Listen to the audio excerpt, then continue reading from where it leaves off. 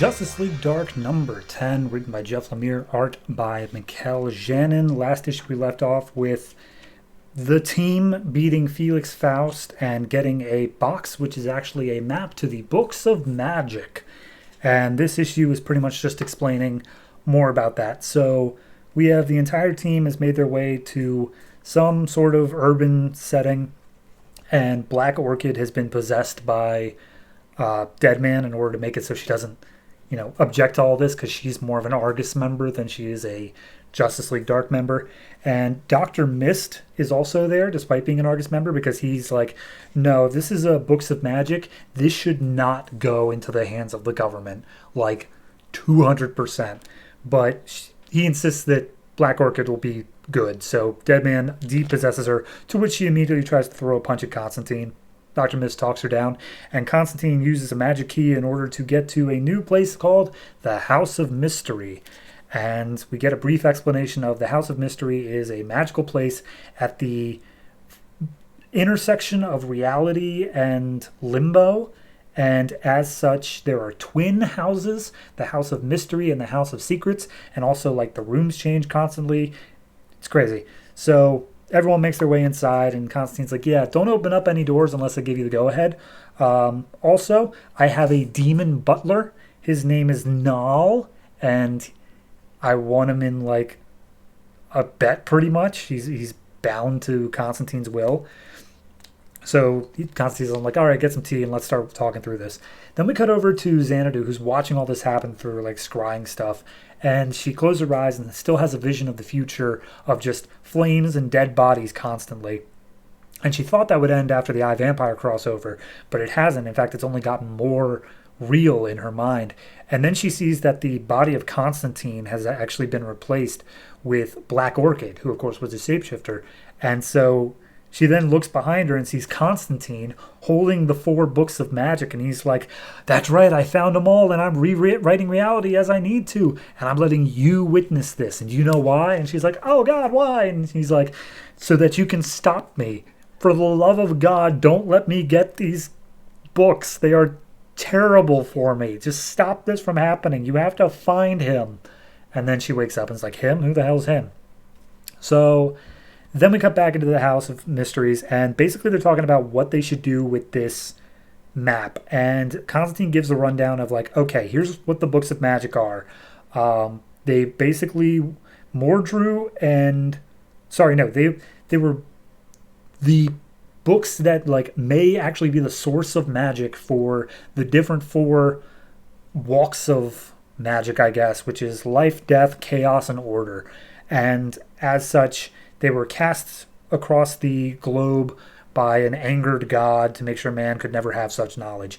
So then Mordru and Merlin came together, and they used all their magic and tried to discern the location of the books.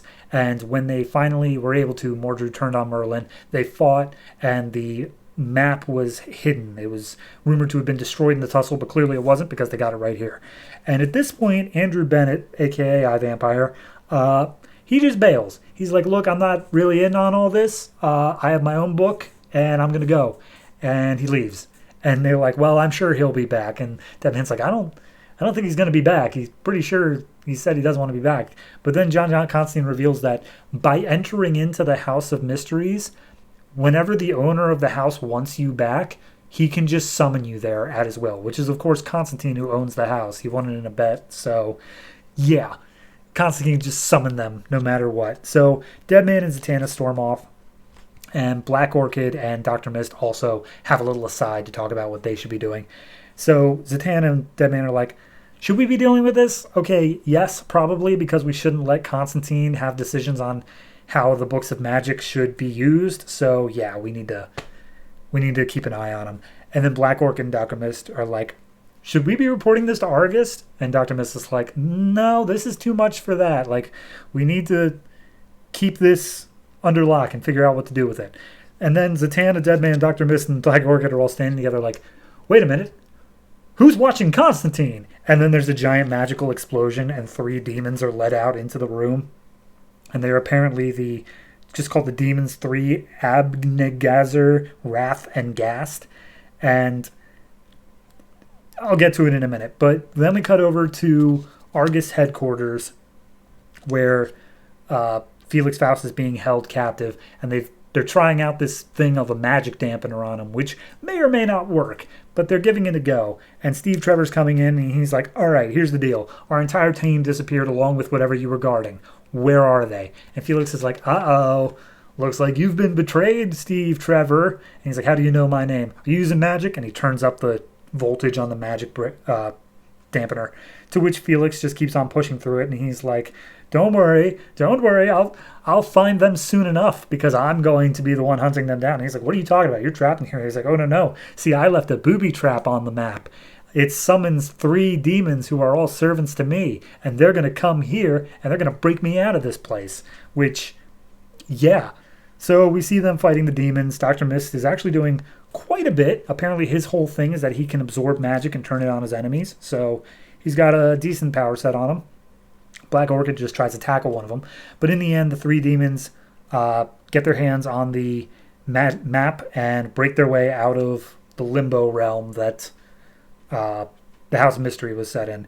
And so he's like, okay, well, I guess now we know what Felix Faust's plan was. He let himself get caught, so that way he would... Because he couldn't actually open up the map himself.